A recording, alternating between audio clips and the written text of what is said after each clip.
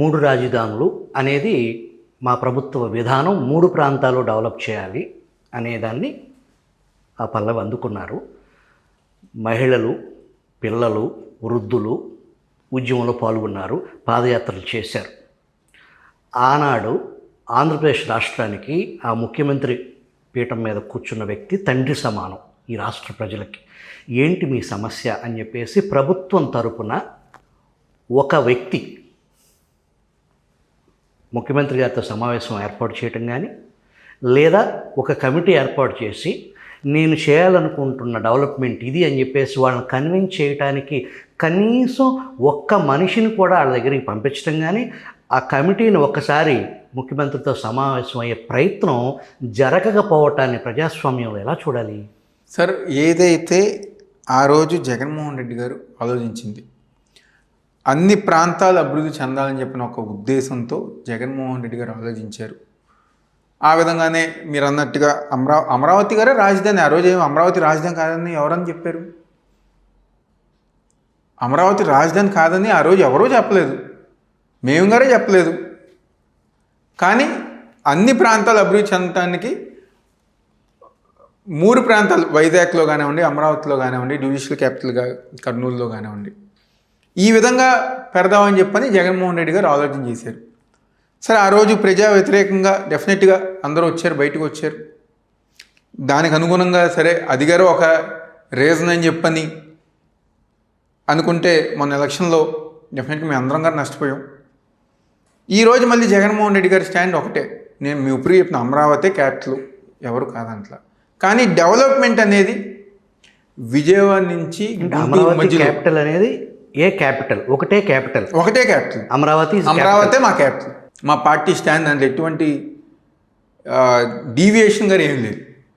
ఒకటే capital, Amaravati capital.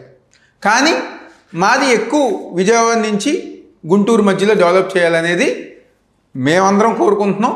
రేపు మా జగన్మోహన్ రెడ్డి గారు వచ్చినప్పుడు మా ప్రత్యేకమైన శ్రద్ధ గారు ఈ 2 మధ్య ఉంటుంది. రాజకీయాల్లో హింసకు తావు ఉందని మీరు భావిస్తున్నారా? లేదు. 5 సంవత్సరాల జగన్మోహన్ రెడ్డి పాలనలో ఎటువంటి హింసకి తావు లేదా? ఎక్కడా లేదే. పార్టీ ఆఫీస్కి, తెలుగుదేశం పార్టీ కేంద్ర కార్యాలయం మీద దాడి, ఆ దాడి వెనుక మీరున్నారని మీ అనుచరులు, మీ ప్రధాన అనుచరులు అక్కడ తచ్చాడినట్టు సీసీ ఫుటేజ్లో ఉంది. దాన్ని ఏమంటారు? ఉందని చెప్పని అనుకుంటే కేసు పెట్టారు, సుప్రీంకోర్టులో బెయిల్ ఇచ్చారు, ఇంక అయిపోయింది కదా. ఇంక దాంట్లో ఏముంది? మీరు సుప్రీంకోర్టు వరకు తప్పుడు కేసులు పెట్టారు కాబట్టి బెయిల్ తీసుకోవటం, సుప్రీంకోర్టు వరకు సుప్రీంకోర్టుకి వెళ్ళి బెయిల్ తీసుకునే అంత సుదీర్ఘ ప్రాసెస్లో మిమ్మల్ని టచ్ చేయలేదంటే మీ పేరు రెడ్ బుక్లో లేనట్టేనా? సార్, రెడ్ బుక్లో పేరు ఉందా లేదా అనేది నాకు తెలియదు. మరి ఆయన ఏం రాస్తున్నారో నేనే చూడలేదు కదా. మీ దాంట్లో ఆ రోజు తెలుగుదేశం కాదు సార్. ఒకటి సార్, రెడ్ బుక్లో ఉంటే చట్టం దాని ప్రకారం, రెడ్ బుక్ ప్రకారం చట్టం నడవదు కదా. నేను తప్పు చేశాను అనుకోండి, సుప్రీంకోర్టులో నాకేం వచ్చేది? నేను తప్పు చేయలేదని చెప్పని సుప్రీంకోర్టు వారు గారు భావించారు కాబట్టి నాకు బెయిల్ ఇచ్చారు. సుప్రీంకోర్టు ఎమ్మటే కాదు కదా, కూటమి ప్రభుత్వం వచ్చి హైకోర్టులో ఇచ్చారు. చాలా రోజులు హైకోర్టులో మేము వెళ్ళగానే ఇంటర్వ్యూ ఇచ్చారు. హైకోర్టులో దాదాపుగా 4-5 months నడిచింది. జూన్ నుంచి సెప్టెంబర్ దాకా హైకోర్టులోనే నడిచింది. హైకోర్టులో వాళ్ళు డినై చేశారు. పౌరుడిగా నాకు సుప్రీంకోర్టుకి వెళ్ళే హక్కు ఉంది.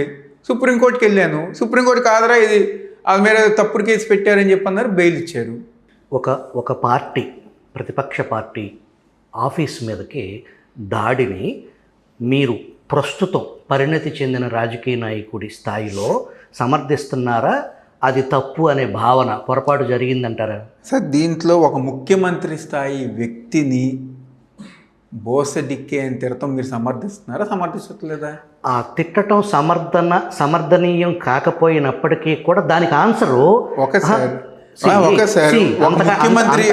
ముఖ్యమంత్రి స్థాయి వ్యక్తిని, ఒక ముఖ్యమంత్రి స్థాయిని బోసడికే అంటే దాని అర్థం తెలుగులో నేను చెప్పలేను. ఆ విషయం మీకు తెలిసి ఏంటో అర్థం. అలాంటి ముఖ్యమంత్రి స్థాయి వ్యక్తిని తిడితే మరి ఎల్లినాళ్ళకి ఎవరైతే ఉన్నారో మరి వాళ్ళకి ఏం ఆవేశం వచ్చిందో, ఏం కోపం వచ్చిందో మరి వాళ్ళు వెళ్ళిన వాళ్ళు మీరు ఇంటర్వ్యూ చేయాలి. తిట్టడం తప్పు అనే భావంలో మీరు ఉన్నప్పుడు దానికి రియాక్షన్ విధ్వంసం, పట్టాభింటి మీదకి వెళ్ళి దాడి చేయటం, భయభ్రాంతులకు గురి చేయటం, బేభత్సం చేయటం, ఒక పార్టీ ఆఫీస్ మీదకి వెళ్ళి దాడి చేయటం అనేదాన్ని బోసడీకే లేదా అంతకంటే పెద్ద పదాలు తిట్టడం అనేదానికి రియాక్షన్ వైసీపీ విధానం ఇదేనంటారా? జగన్మోహన్ రెడ్డి గారిని ఇష్టపడిన వాళ్ళు ఎవరైతే ఆ వ్యక్తి అలా తిట్టారో దాన్ని జీర్ణించుకోలేని వాళ్ళు మనుషుల్లో కొంతమంది ఉంటారు. నాకేం ఆవేశం లేదు, నేనే ఆవేశపడిన కాదు, కానీ ఇంకొంతమంది జగన్మోహన్ రెడ్డి గారిని ఇష్టంగా ప్రేమించే వాళ్ళు డెఫినెట్గా ఆవేశపడి ఉండొచ్చేమో ఆ నిమిషంలో. ఇప్పుడు మీరును ఇంకొక వ్యక్తి ఎప్పుడన్నా మాట పెరిగి నేను అరుచుకున్నారు అనుకోండి, నన్ను తిట్టారు కాబట్టి నేను అయినా గాంధీ మహాత్ములాగా నేను కాముగా ఉండాలని చెప్పని కొంతమంది ఉంటారు, కొంతమంది ఉండలేరు. వేరు పార్టీ మెకానిజం, కొంతమంది ఉంటారు, కొంతమంది వాళ్ళు వెళ్ళినది వ్యక్తులే, పార్టీ ఏం పంపించలేదే వాళ్ళని. పార్టీ పంపించకపోతే ఇప్పుడు ఎవరైతే మీ వైసీపీ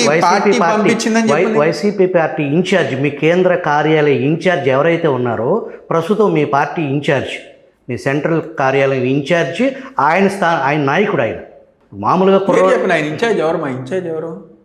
మీ ఇన్ఛార్జ్ ఎవరైతే దీంట్లో ప్రధాన రోల్ పోషించారో, తెలుగుదేశం పార్టీ విధ్వంసం చేయటానికి ప్రధాన కారకుడు ఎవరైతే ఆ గ్యాంగ్ని అసలు ఎవరు లేరు రన్ చేశారు, ఆయనే కదా.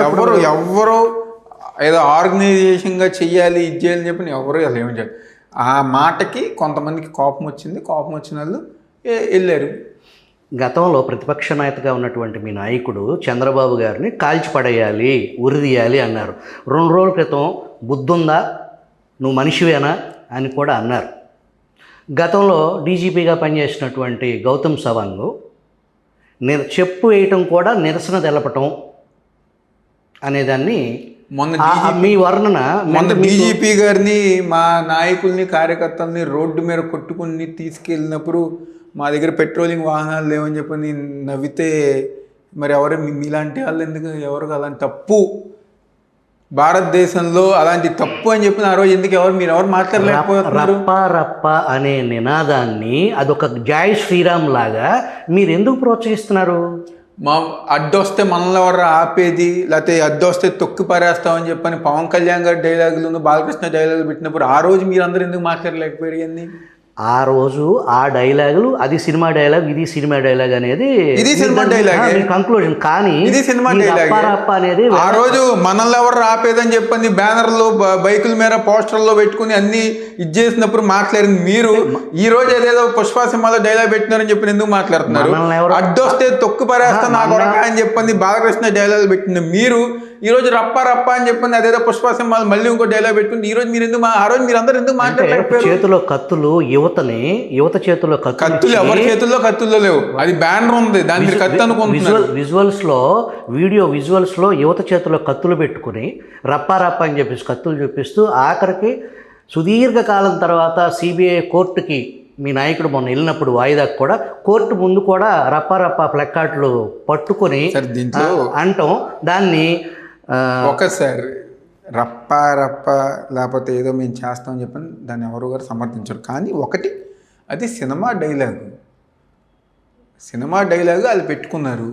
అంతకుముందు నేను చెప్తున్నాను కదా, అంతకుముందు పవన్ కళ్యాణ్ గారిది మనల్ని ఎవరు రాపేదని చెప్పని డైలాగ్ పెట్టినప్పుడు అది కరెక్ట్ అయితే ఇది కరెక్ట్, ఆ రోజు అది తప్పు, ఇది తప్పైతే అది తప్పే. మీరు 5 సంవత్సరాలు రాజ్యాధికారంలో ఒక బాధ్యతాయుతమైన పార్టీని నడుపుతూ ఇప్పుడు మీకు ప్రతిపక్ష హోదా లేకపోయినా అప్పటికి ప్రతిపక్ష నాయకుడిగా 40% ఓటు బ్యాంక్ ఉన్నటువంటి సెకండ్ లార్జెస్ట్ పార్టీగా గతంలో 5 సంవత్సరాలు అధికారం అనుభవించిన పార్టీకి బాధ్యత ఎక్కువ ఉంటుందా?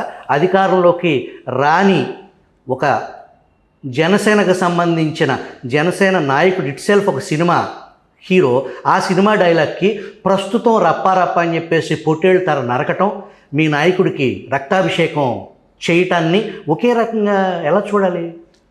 అంటే బాధ్యత మీకు ఎక్కువ బాధ్యత కదా. దీంట్లో 2 నష్టం మీకే కదండి. సరే ఒకటి, రప్ప వల్ల నష్టాలు ఏమి జరగవు, లాభాలు ఎవరికి ఏం జరగవు. అదేంటంటే ఒక సినిమా డైలాగు వాళ్ళెవరో అభిమానం కొద్దు పెట్టుకున్నారు. బాధ్యతగా ఈరోజు కూటమి ప్రభుత్వం చేస్తున్న ప్రజా వ్యతిరేక కార్యక్రమాలకి మేము ప్రజలతో కలిసి పనిచేస్తుంది, అది మా బాధ్యత, అది మా బాధ్యత.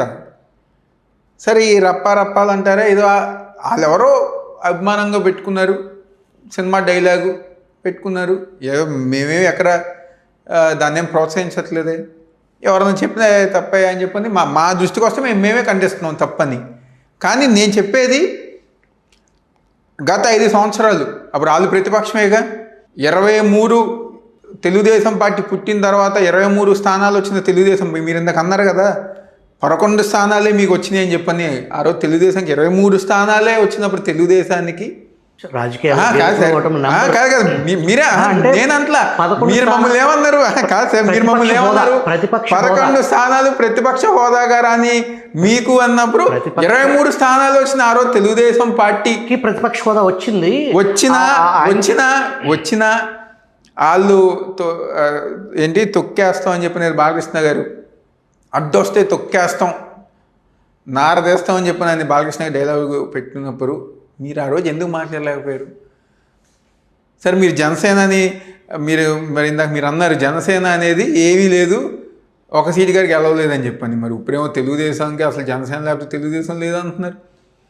మరి వాళ్ళు ఆ రోజు పెట్టినప్పుడు మీరందరూ ఎందుకు మాట్లాడలేకపోయారు?